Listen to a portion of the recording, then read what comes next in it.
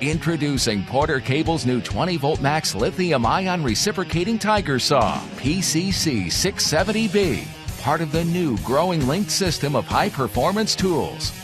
This Tiger Saw delivers the speed of cut demanded by the user with a high-performance drivetrain, 1-inch stroke length, and up to 3,000 strokes per minute.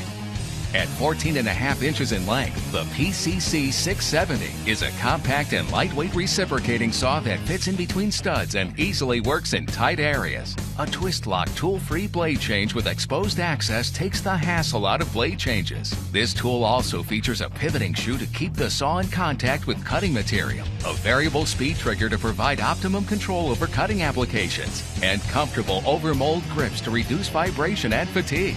20-volt max 1.5 amp-hour or 4.0 amp-hour lithium-ion batteries are compatible with the tool.